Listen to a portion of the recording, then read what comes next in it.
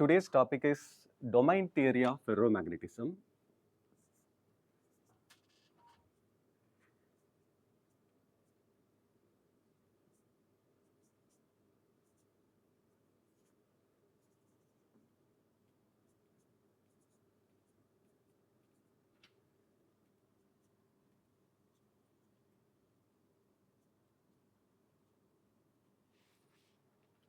Domain theory of ferromagnetism, also call it as We's theory of ferromagnetism, or also call it as We's theory.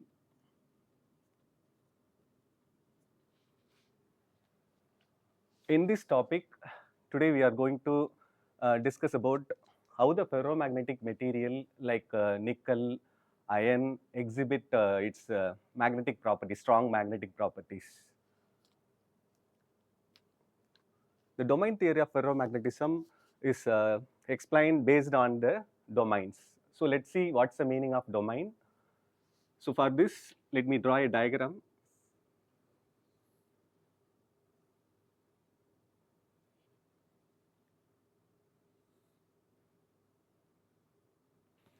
So consider this is a ferromagnetic material.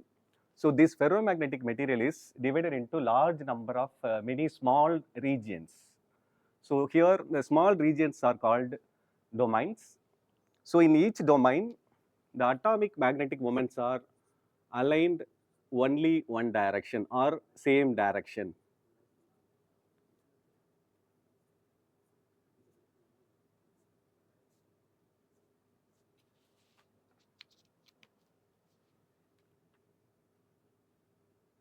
So as I mentioned earlier, this is what a ferromagnetic material. So each ferromagnetic material is usually divided into large number of small domains, also call it as small regions. So let me explain the meaning of domain. So domain is nothing but small magnetized area. Small magnetized area is called domain, in which atomic magnets are aligned in the same direction as shown in the diagram.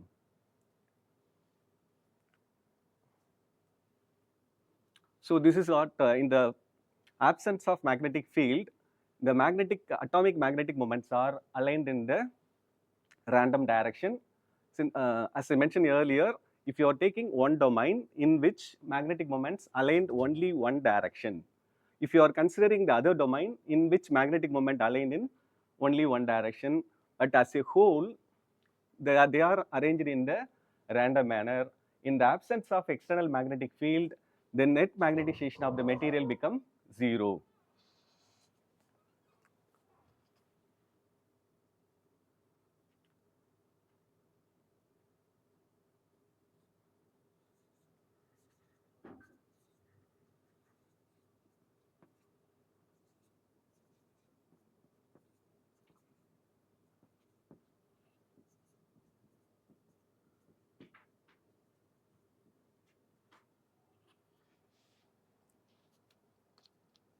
So this is what in the absence of magnetic field.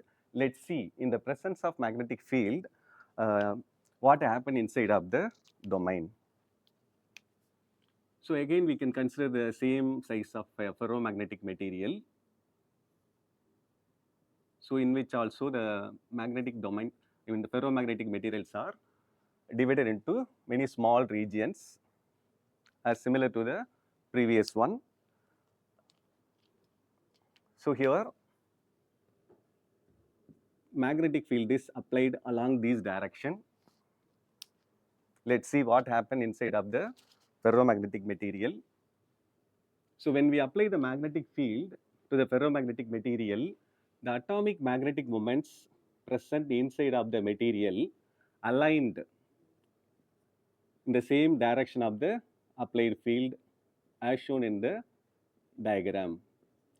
So let's compare both the ferromagnetic material.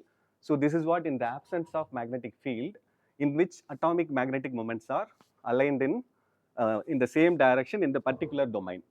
But as a whole, they are randomly oriented, and in the absence of magnetic field, the net magnetization of the material is zero. But when we apply the magnetic field, external magnetic field to the ferromagnetic material, the atomic magnetic moments present in the ferromagnetic material aligned in the same direction to the direction of the applied field as shown in the diagram, so that magnetization of the material increases. So this is a reason behind the excellent property of the ferromagnetic material, because compared than other magnetic material, ferromagnetic material exhibit a very good magnetic properties. So this is a reason behind the its unique property.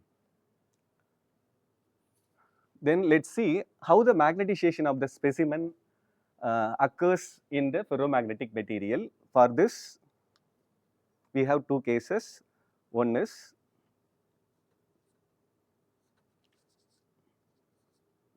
by the movement of domain walls,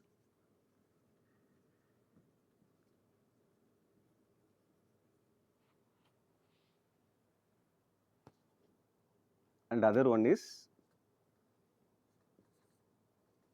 by the rotation of the domain walls.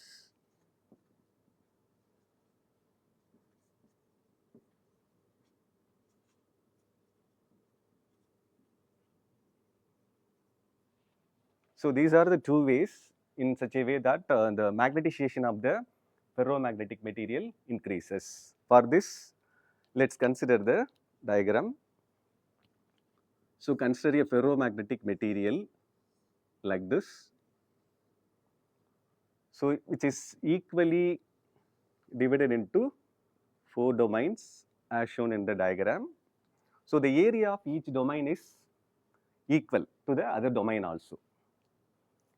Here the magnetic moment in the first domain is aligned like this. In the second domain, aligned in this way. Similarly in the third domain and the fourth domain. So the first case is absence of magnetic field. So when the magnetic field is absent, what happen inside of the ferromagnetic material? Let's see. So here, as I mentioned earlier, this is what a ferromagnetic material or a ferromagnetic crystal. So this is divided into 4 number of domains. In each domain, the atomic magnetic moments are aligned in a same direction, but as a whole, they are arranged in the random manner, so that net magnetization of the material is 0. In the second case, we can consider the same ferromagnetic material.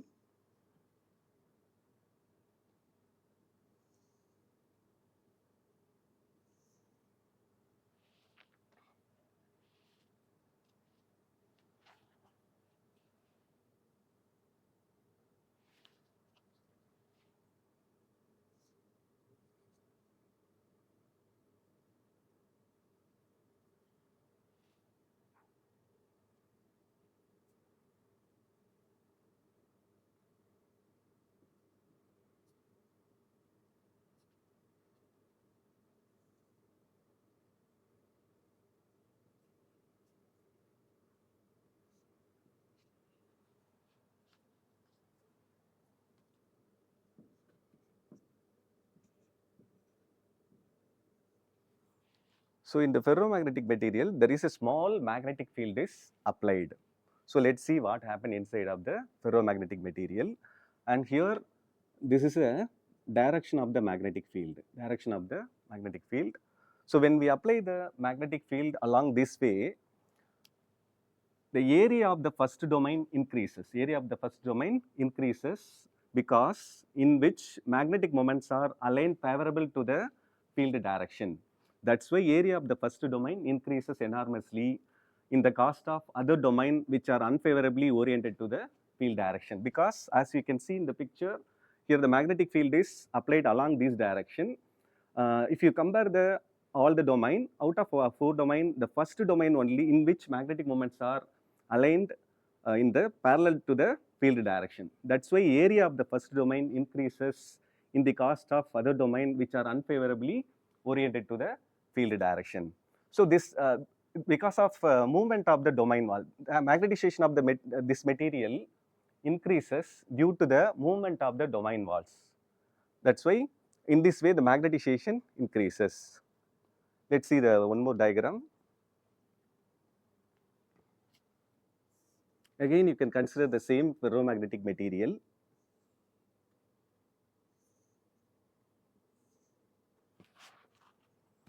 Here we are going to apply large magnetic field.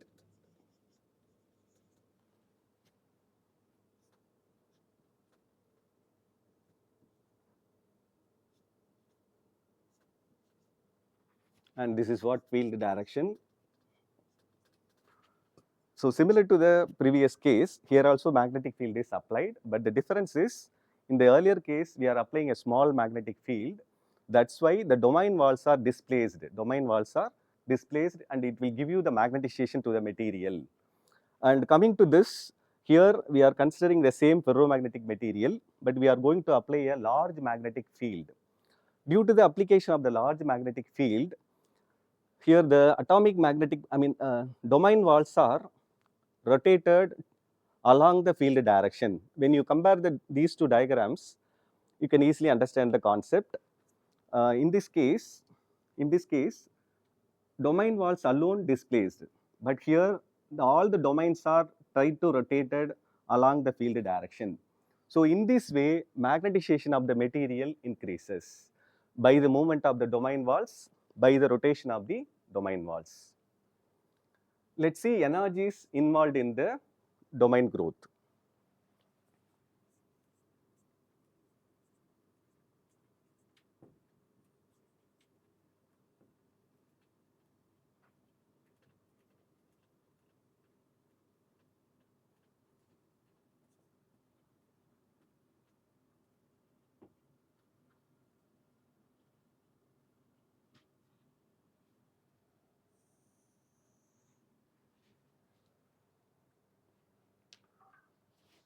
So the ferromagnetic properties of the material can be easily understood from the thermodynamical principle. So according to the thermodynamical principle, the energy of the system should be minimum. Then only the system will be stable. So here there are four type of energies are involved in the domain growth. Let's see one by one. So first energy is called magnetostatic energy.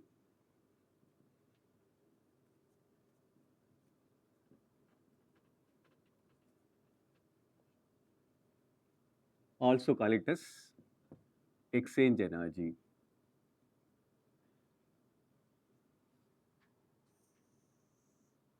So to understand this concept, we are in the need of diagram. So based on the diagram, we can easily understand the concept. For this, we can consider a ferromagnetic material having two poles, namely north and south pole. Similar to the bar magnet, here we can consider a ferromagnetic material. Here this end is north pole and other end is south pole. So usually we know that magnetic field is travel from north pole to south pole as shown in the diagram.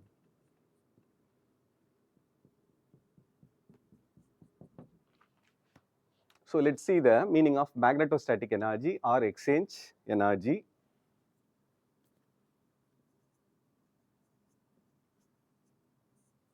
So it is a kind of exchange, it is a kind of interaction energy which makes the adjacent dipoles align themselves. So here we have a ferromagnet having a two poles, north pole and south pole. Because of the free poles in the ferromagnetic material, the magnetic lines are travel from north pole to south pole externally. Because of this material having large magnetostatic energy, large magnetostatic energy, large EMS energy. So according to the thermodynamical principle, the energy of the system should be minimum. For this, we are going to reduce the energy of the system by dividing the single specimen into two specimen as shown in the diagram. So the single in the previous first diagram, we have the single ferromagnetic domain. Now it is divided into two domains as shown in the diagram. So this is what north pole and this is what south pole, and this one is south pole and this one is north pole. So as usual, the magnetic lines travel from north pole to south pole.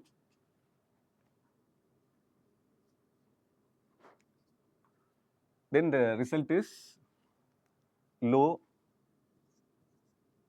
ms energy.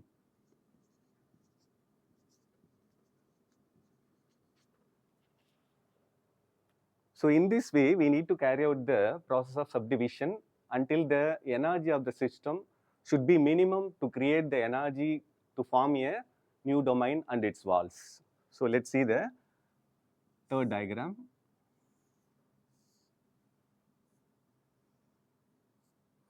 So in the first diagram, we have a single domain. Now it is divided into two domains. And in the third case, the domain is further divided into four domain. The material is divided into four domain as shown in the diagram.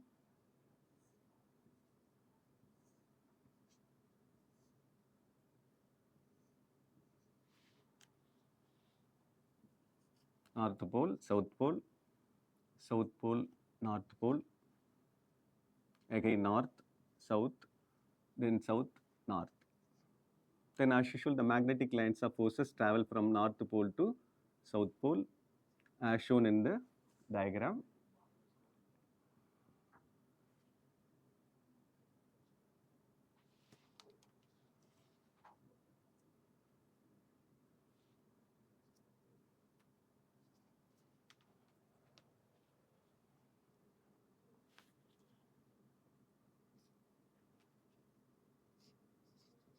Very low ms value, ms energy.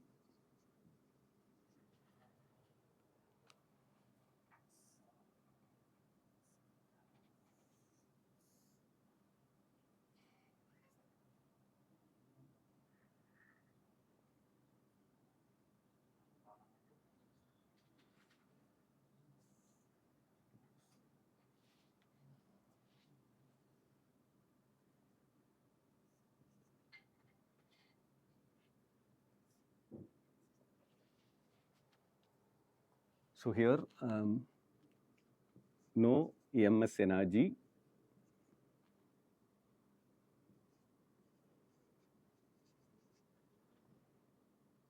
high wall energy.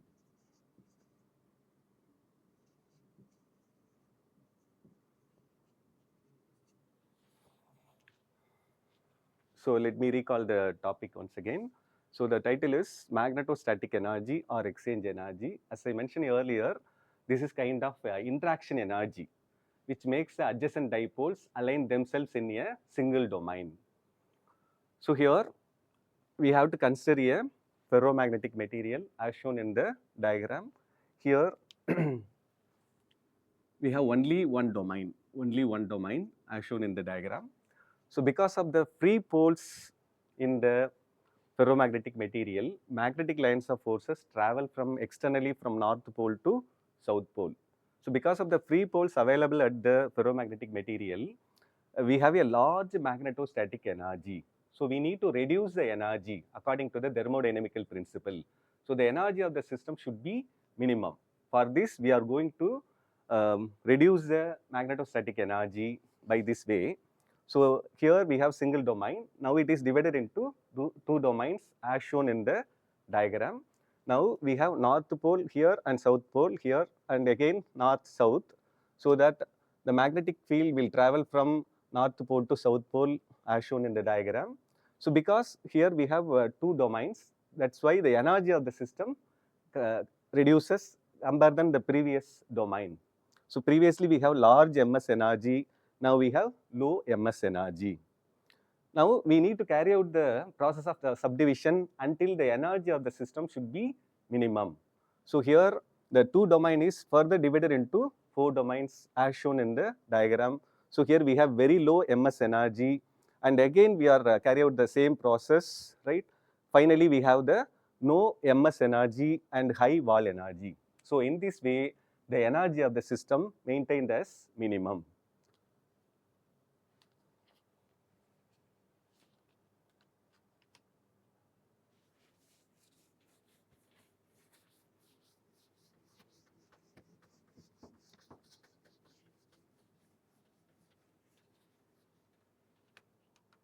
Let's see the second energy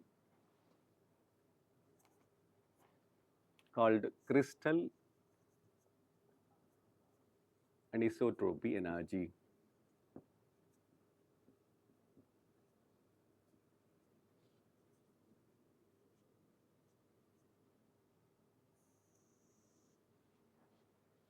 So to understand this concept, let's have a diagram.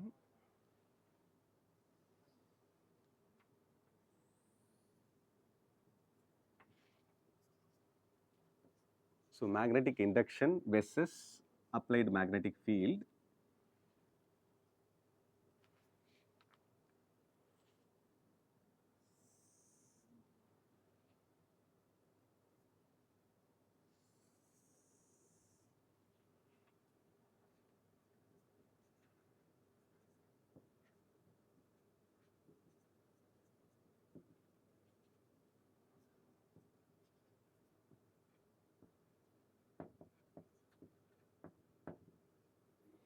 So let's see what's the meaning of crystal anisotropy energy. In the previous case, we discussed about how the magnetization of the material increases by two ways. So one way is by the movement of the domain walls, and another one is by the rotation of the domain walls. Here we are going to see how the magnetization of the material increases by two ways. One is called along the EC direction and another one is hard direction. So to understand the EC direction and hard direction, let's take a practical example. For example, we have a multi-storage building, right? There is a person standing at the ground floor. Suppose the person wants to reach the top floor. There are two choices are there. One is and the person can choose the staircase. Another one is the person can choose the lift. So most of us selecting the lift because we need to spend minimum energy to reach the top floor from ground floor to top floor. If you are choosing the lift means we can spend minimum energy, that's enough to reach the top floor. So here the lift, if you are choosing the lift is nothing but easy direction because it requires minimum energy, and choosing the steps means it requires a lot of energy to reach the top floor from ground floor. So that's why it's called hard direction. So actually here what we are going to see how the magnetization of the material increases along the EC direction and along the hard direction. Suppose if you magnetize a material along the EC direction means we can apply a small magnetic field that's enough to attain the magnetization of the material. So for this, consider a ferromagnetic material, apply a low magnetic field to the ferromagnetic material so that magnetization of the material increases. And if you are choosing the hard direction, we need to apply a large magnetic field to get the magnetization of the material. For example, if you are choosing the hard EC direction means we can spend 50% of the energy that is sufficient to get the magnetization of the material in ferromagnetic material. Suppose you are choosing the hard direction means we need to spend 100% energy. So here there is a energy difference between the EC direction and the hard direction. Suppose if you are choosing the hard direction means we need to spend more energy to magnetize a specimen along the hard direction compare than EC direction. So almost 50% of the energy is more. We need to spend more energy to magnetize a specimen along the hard direction compare than EC direction. So this is called what? Crystal anisotropy energy. Let's see the third energy, domain wall energy.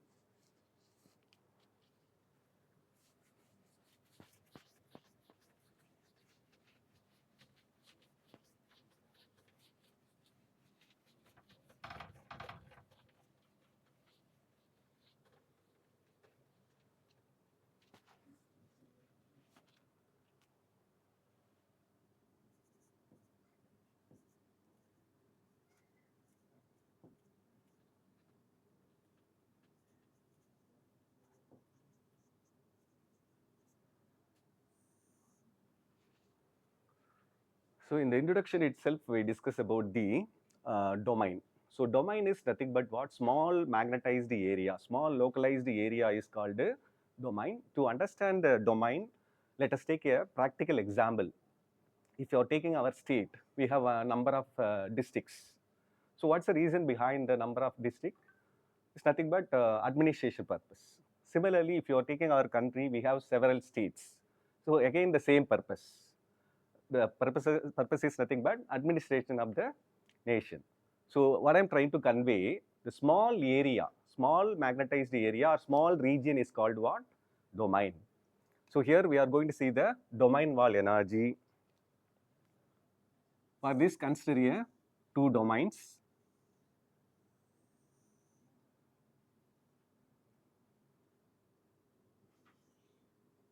Domain 1 and domain 2.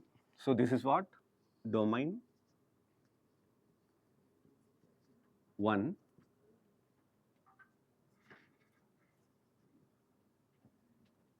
domain 2. So in between the two domains, we have a domain wall.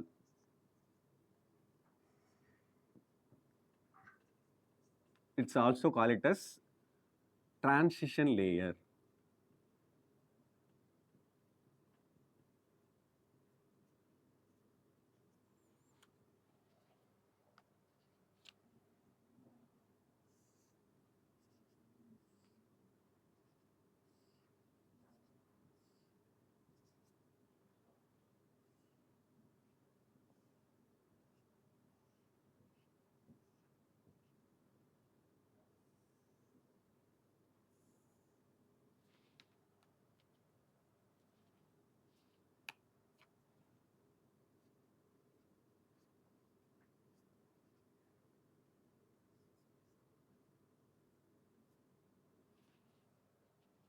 So let's consider a ferromagnetic material as usual and consider two domains, namely domain 1, domain 2.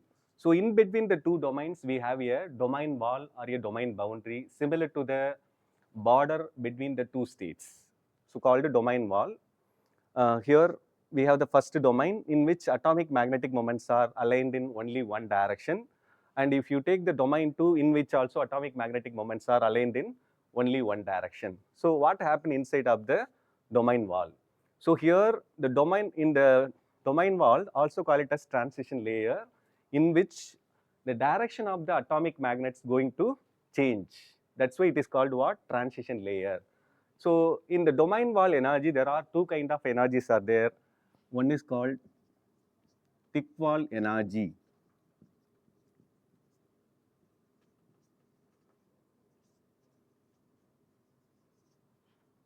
The second one is called thin wall energy.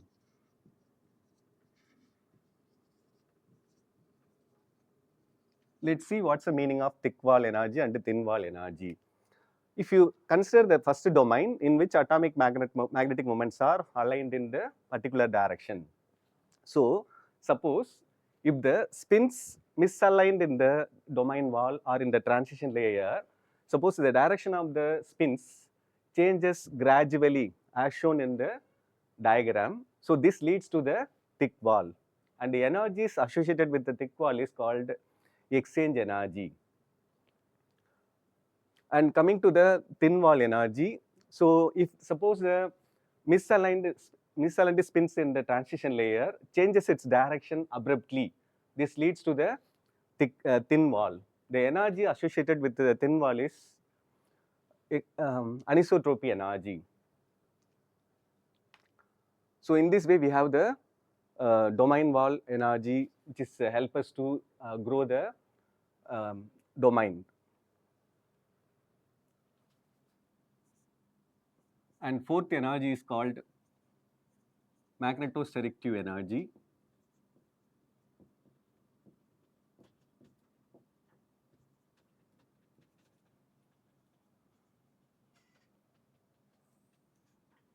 So to understand the magnetoselective energy, let us consider a ferromagnetic material. For example, the length of the material is say 15 centimeter. So there is a there is a ferromagnetic material, its length is what? 15 centimeter. So there is a magnetic field is applied to the ferromagnetic material suddenly.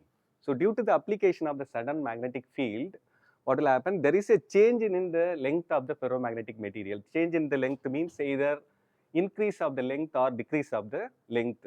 So increase of the length means maybe it increases to few millimeter,